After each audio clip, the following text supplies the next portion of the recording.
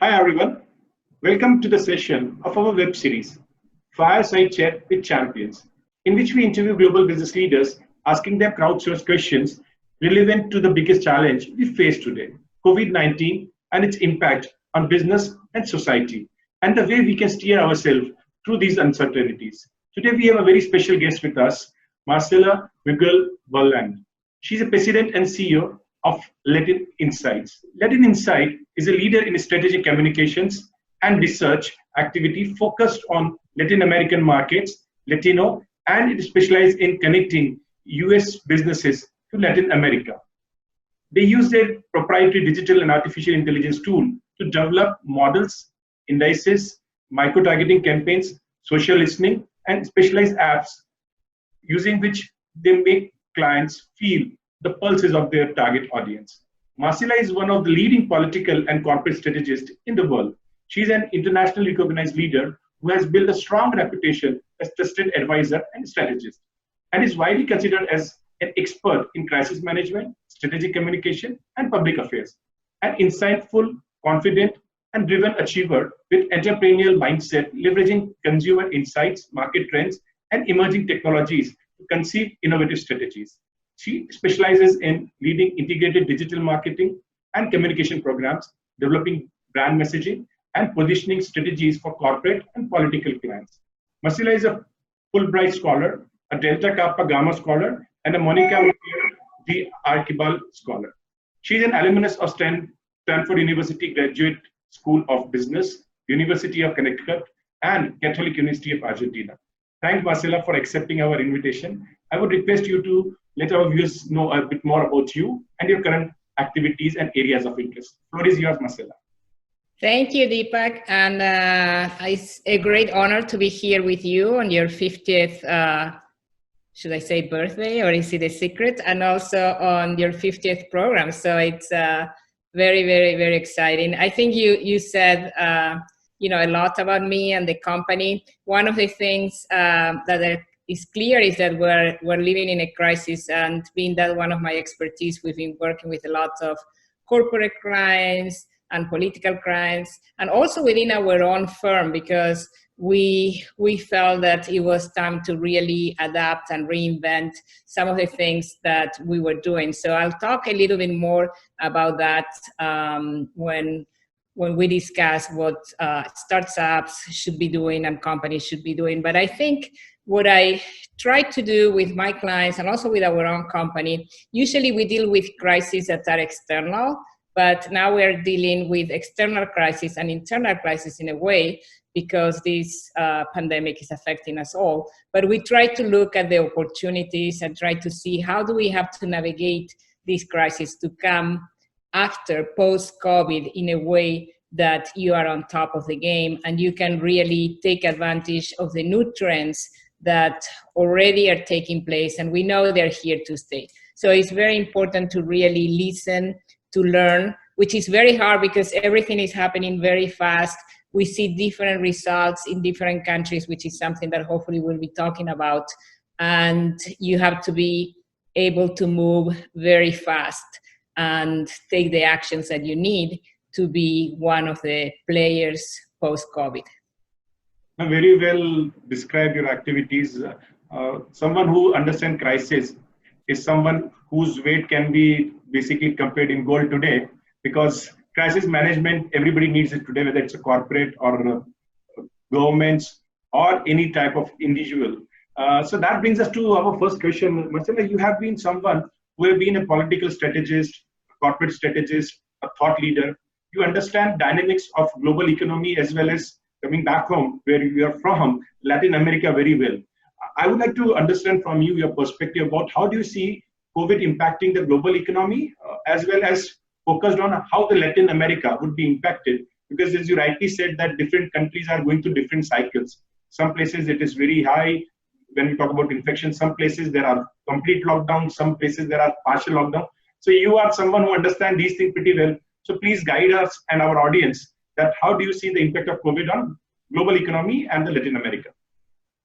Well, that's a great question, Deepak. And I think what we have to do is to look at not only the health implications the economic implications that countries are facing today, but what's going to happen in the aftermath. Of course, it's hard to predict when there are a lot of different models, but something that we know for certain is that this is the worst economic crisis that we have witnessed in this century. So the implications are unfortunately very dramatic from a healthcare point of view, the amount of lives that we have lost, but also the way it has impacted the economy, which what most countries have done, they have closed all economic activities, and little by little now the economies are starting to activate in some countries. Some other countries are still in total lockdown. And the result, I believe, contrary to what many people said, is not going to be based on the measures they took alone, because there are countries that are taking similar measures, but they're going to come out in very different ways. I think what is crucial to understand when you make this analysis is to look at how were the countries prior to COVID-19, how well were prepared for a crisis of this magnitude. And nobody ever expected to have such a crisis, so it was very difficult. But how strong were the economies, how strong were the healthcare system? So all of that gives you a good picture versus looking at the numbers of casualties that each country has had. What we're seeing is that we expect a world contraction. The World Bank estimates between 5 percent points of the GDP best case scenario to most probably 8%. And there are other economies that are predicting even a worse situation. In Latin America, the numbers are more about, like, they're predicting 5%, but that's the CEPAL, but Goldman Sachs is predicting already around 8%. And we're seeing in many countries like Argentina, Brazil, the biggest economies, they're predicting even close to 12%. So it's really hard to tell what is going to happen. We know it's affecting people tremendously because it's affecting employment. It's going to increase poverty.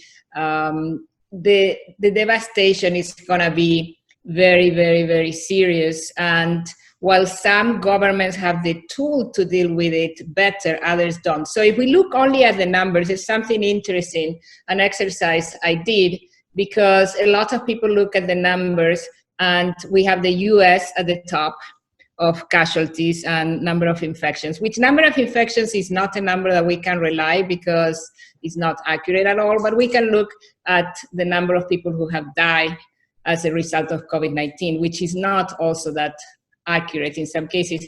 But we see the US number 1, Brazil number 2, but we look at Venezuela, for example, and Venezuela has, at least what they have reported, I think it was 66 cases.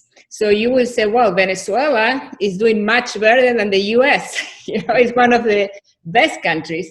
Well, I don't think so. I mean, you cannot even argue with that one.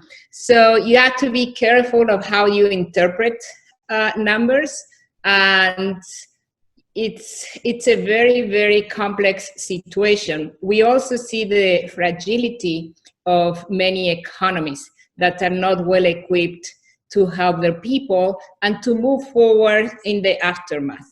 And even during the crisis, we see in Latin America, particularly, there's been very strict lockdowns. However, the number of infections keep increasing and the number of deaths keeps increasing. Last week alone, 2/5 of the deaths were in Latin America, and we expect Latin America, unfortunately, to be the region that suffers the most from an economic point of view from this pandemic. So when I say these type of things, people get very depressed and say, well, what can we do? But I think there is a lot of things that we can be doing, and there is an opportunity to really look at what we've been doing wrong and really reinvent what we're doing in the region at least, and also at the global level, and try to adapt to the new times, which is very important. But the numbers, if you look at the statistics alone, is not good. The poverty rates are going to increase by more than 1/3 in Latin America, 15% in extreme poverty. It's a bad situation that we're facing. Very well summarized the whole overview of Latin America. And in fact, your views on Venezuela can get you the position of next foreign secretary in Mr. Trump's administration if he wins. so I strongly believe that you are right that Latin America is having a lot of fragile governments, economy is a little bit unstable, and that is impacting the fight against COVID a little bit more than the rest of the world. So coming towards the fight against COVID, how do you see Latin America going through? When do you see that things are going to improve? Because from Peru to Ecuador, even Brazil, we are seeing that initially they took COVID too lightly, and now they are bearing the brunt. So how do you see that, how these countries, they are handling the COVID problem itself, which can give us a little bit of understanding about how they can bounce back fast? Yes, I think, again, when we look at Latin America, most of the countries took very early on, they took very strict measures, with the exception, as you know, of Brazil and Mexico, which are the countries that are faring the worst in terms of number of casualties. Brazil being really the worst within the region, and Mexico being the second worst. But what we have to see is that what were the three key trends pre-COVID? I think if we don't look at that, it's very hard to ascertain what's happening and what is going to happen. So we see that the region had a declining economic growth. It was about 0.4%. So very, very low. In many countries, it was a negative growth rate. And also, most economies, not all, but the vast majority had, in my view, an obsolete economic model. We'll touch on that later on in more detail if we have time. And the second trend is that most of them were marked by corruption. And this is very, very important because, and also very strong presidentialist system.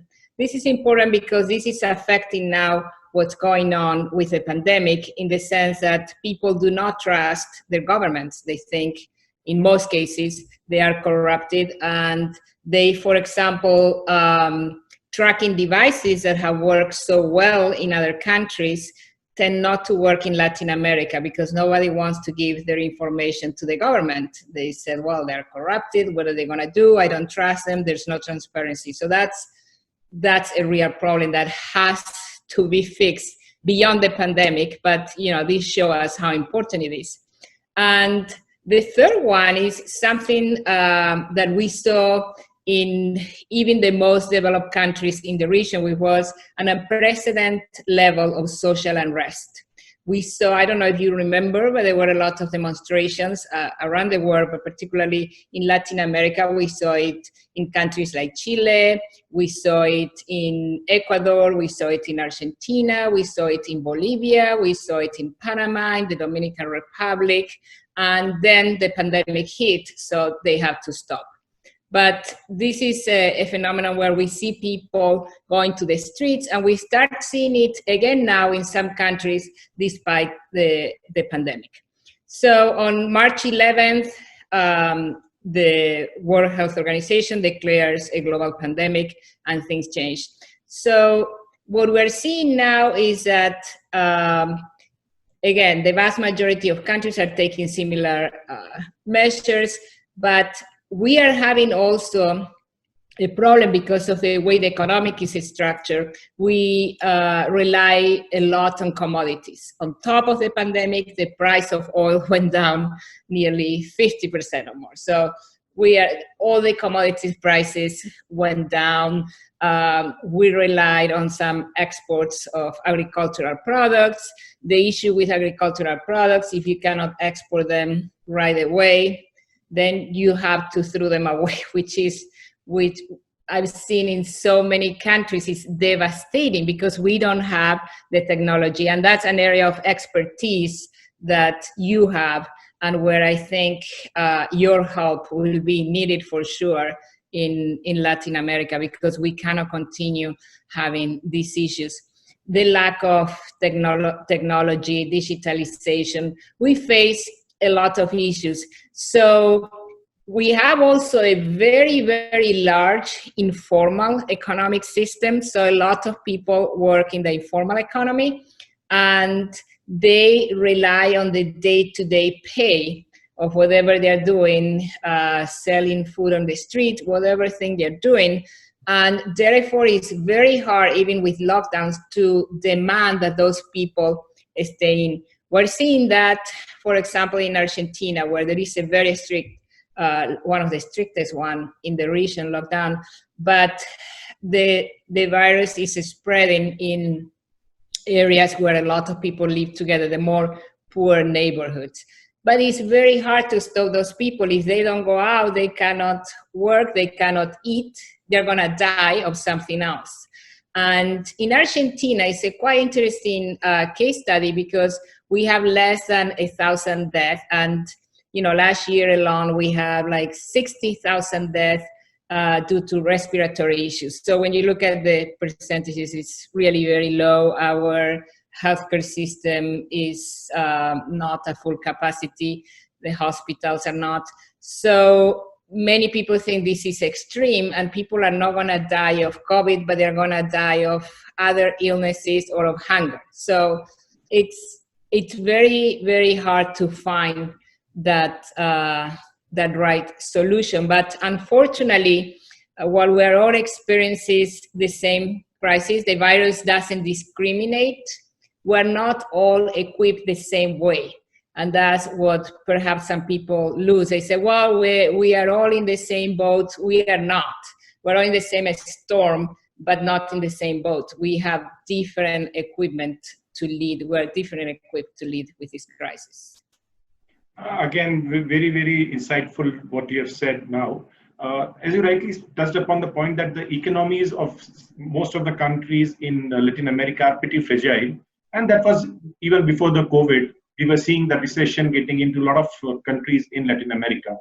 And if you see that some of the sectors in which Latin America is having very strong base, which is, as you rightly said, agriculture, when you see tourism, when you see actually hospitality industries, those are industries which are crumbling. The agriculture growth is there, but the problem is that because of distribution channels not there, the farmers are in a huge distress. I was talking to people in Brazil and Argentina, and you'll be surprised that actually 30 to 40% of what they're producing is actually being destroyed because they are not getting a market. They're not able to take it out of their farm.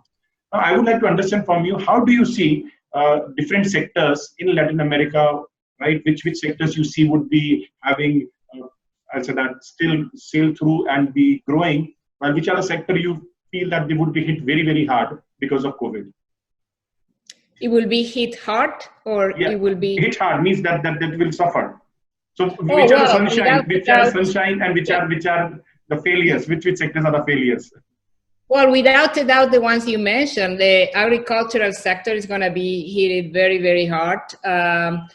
Small businesses are being hit very hard. They have in Latin America nearly no protection, and as you know, most small businesses are not equipped to survive after like a month, 2 months, 3 months. It's if they don't have some capital or income, and many of them, they don't have access to capital.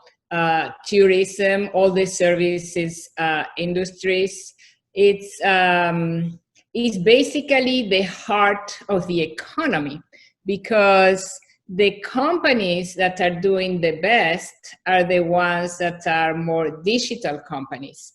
And Latin America is not known for being a digital hub. Again, some countries prior to COVID started to make some efforts there.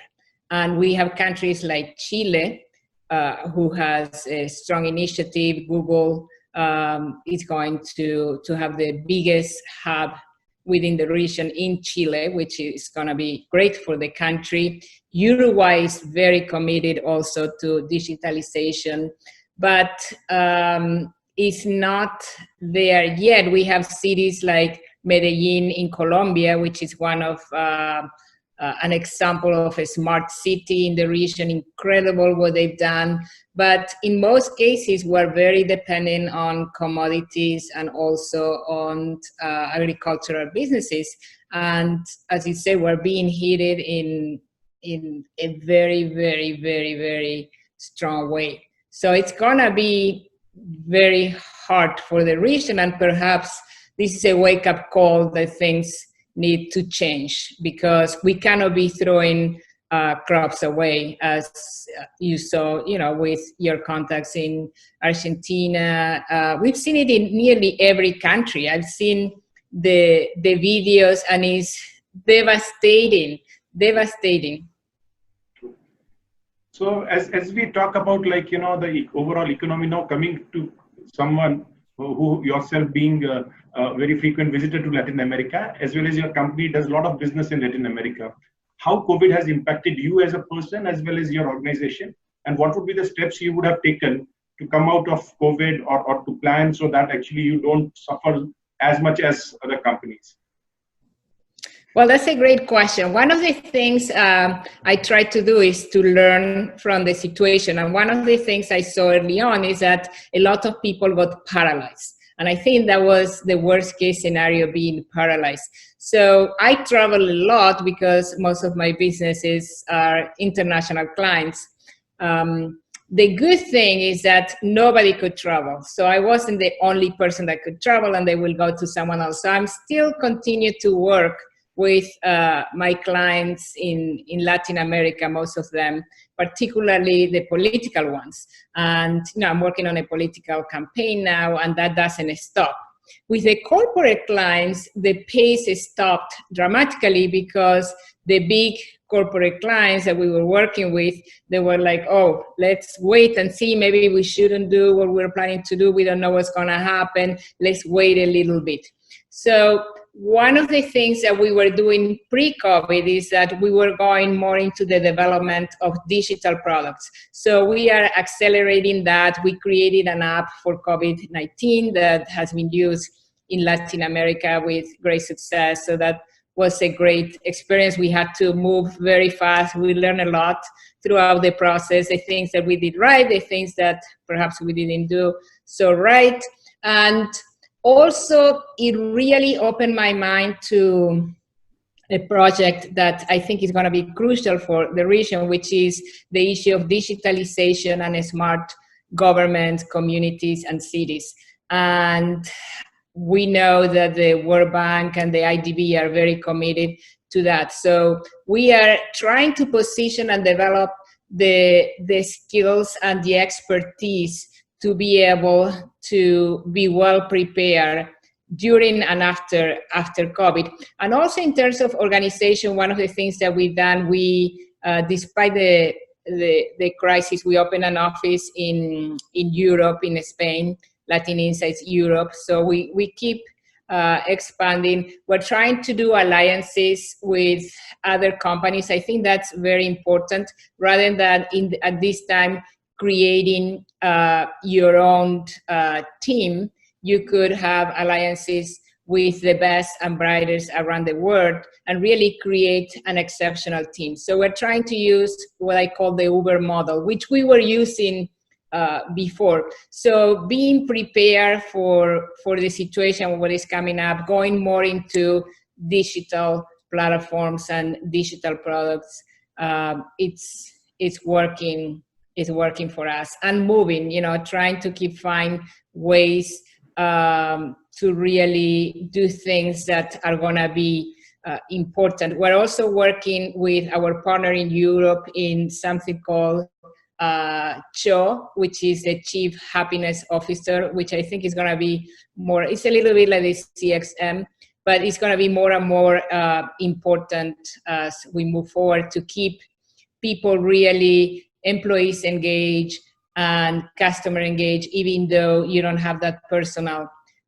touch. We also created an app called In Touch, which we're going to be launching soon, which is going to be very important for employers to understand how employees feel, and also could be used for customers.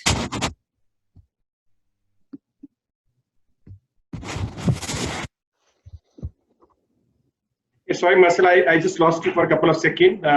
So I would like to understand from you that this was your organization. On a personal level also, COVID creates a lot of anxiety, and you need to be mentally very, very strong to take care of these certain challenges. How on an individual basis you have been able to cope with it? Well, early on, I'm a very calm person by nature, so I'm very blessed in that respect. But early on, I was stressed out, and I talked to a doctor, and he said, "Well, if you weren't stressed out, it wouldn't be normal." But it's been hard from a personal point of view, because you worry about your family. I have 2 kids who are in their 20s, so I was worried about them taking this seriously or not so seriously, getting sick. One kid lives in the West Coast, another kid is in New York. So it brings a lot of anxiety and stress. And then I thought of something my yoga instructor said. She said, we are all gonna get COVID. And, she went a little bit extreme maybe, but it's not about getting COVID or not getting COVID. It's about being prepared for COVID. So what you have to all do is to be very strong, to be really prepared for COVID. And I think that can be applied to the personal life and also your business life. I come from a country we live always, all my life I lived in a crisis. The country always had hyperinflation. Then we always have, not always, but most of the time there was a crisis, to the point that when I was, living here, I will go and visit Argentina, and each time I will arrive, there'll be a new crisis, and I'd be like, early on I thought, what a coincidence, each time I come there is a crisis. Then I realized, no, there's always a crisis. So somehow, more used to navigate. And I try to put things into perspective. I know when there is a crisis, the worst crises have been the birth of perhaps, some of the most innovative ideas. So it is a time to really rethink what you're doing. Also, because I travel so much, I haven't been able to travel. So I discover being home, which is like, wow, it's great in a way. I still miss traveling, but it's, you have to look, I try to look always at the positive, because if you focus on the negative, you're going to go down. So my personality tends to be that way. So that has been extremely, extremely helpful. And, the fact that everybody around me is healthy. But I saw a lot of friends and clients getting COVID, and that was hard and concerning. No, that's right. Like, you have to keep your positivity up, because if you're not positive, if you're not hopeful about good future, then actually that thought itself can bring you down. You're very well articulated about how you came out of this possibilities which could have brought you down, but you did very, very well. And congratulations for doing that. So Marcela, that brings us to the last section of our discussion, where we look towards you to give certain advice to those entrepreneurs, those startup founders who believe that they are going through this pain and they want to survive COVID and then emerge as large companies. So what would be your few advice, I'm saying that bulleted advice, to those young entrepreneurs who would like to be successful, maybe during and post-COVID? Well, I think the first thing, as I said before, is not to get paralyzed. That, I think, has been the worst thing I've seen with big and small companies. You need to be active and continue within the game, and try to find a way to reinvent yourself if needed. I also seen that it's very important to understand what is happening, like make sure you understand the new trends, what's going on, what is going to be what we call the new normal, and embrace them. you may hate the fact that you cannot go and work at an office and every day you feel terrible about that. Well, it's the new reality. So embrace it, try to get the best out of it. You don't have to wear your suit. You can go for a run instead of going to a business lunch. Just try to make the best out of it. And I know many people that were fighting the new reality, and then once they really embraced the new reality, they were able to feel much better. Also, one of the problems that we face as small business owners, entrepreneurs, and startups is access to capital. In the United States is one of the biggest reasons why small businesses fail. And in the US alone, we know that companies with less than 20 employees, we estimate that 50% of those may not be able to survive COVID-19. So it's very important to look for opportunities, access to capital. Perhaps you need to get together with another company and find ways to minimize your expenses and be able to continue operating during this crisis. Then look for opportunities. There are a lot of opportunities, as you know. In your case alone, I think people are going to be knocking at your door more than ever, because we need technology, we need digitalization, and a lot of people, a lot of governments, a lot of industries, a lot of groups are not really prepared for that. So find a niche where you can excel, because that's going to be very important. And then it's also, you need to do your work internally in the sense of boosting the morale of your employees. If your employees are all down, it's going to be very hard. And during the time of crisis, the last thing you do is to think internally, because you have so many fires to take care of that, you cannot even look at yourself and your people, but you need to do things. We do a lot of creative labs, lab ideas, which I really like. All of us coming together and coming out with ideas, listening to everybody, and you can have, it's a great way to boost people morale. They're doing something interesting, something that they feel passionate about it. And then in terms of your customers, you have to really go all the way to make sure they are more than satisfied, because they're going to have many other options besides you. But I think you need to really understand the reality and find your new niche, or improve what you're doing, or find opportunities. I also believe strongly on creating strong alliances with other groups. If you are an entrepreneur or a small business, why not try to see what you can do with another group that will be a complement to what you're doing, or it could be a regional complement, or something that could add value to both of you. I think that's also very important. And the other thing that has helped me and other entrepreneurs is talking to your peers. You're not alone. So oftentimes I'm part of a group called LBAN, Latino Business Action Network. And it's been amazing, because if I have an issue, a question, a concern, we've been all talking to each other and sharing what we're going through. And oftentimes someone will say, oh, I have, a person who can help you with this, or I have a solution. And it's a great way not to feel that you're going through this alone, to having someone who can help you. That's a very important piece of advice which you have given. So one thing is that be adaptive. Don't look at competition, look at collaboration. All the challenges brings opportunities, and then reach out to people around you, because you are not alone in this pandemic. So very, very important piece of advice. Thanks a lot, Marcela, for helping us see through how Latin America is moving forward, and also a very, very important critical piece of advice to stay strong during this pandemic. In fact, some of the advice, what you are talking about, we try to do it. Nowadays, I'm doing something which is called virtual lunch. So what I do is that with our customers and prospects, we just get onto the lunchtime, we arrange meeting, and then we virtually have lunch at our own places. But we talk about everything from family to the COVID to their own pain, because I strongly believe that mentally you need people to listen to you. So when you are depressed, you need someone just to listen. It's not about whether you'll be able to help or not. Just we need people who have ears.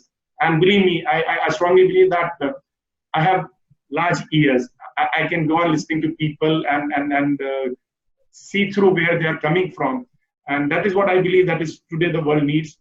People like you who are very, very positive and insightful, who can guide people like me in facing this challenge.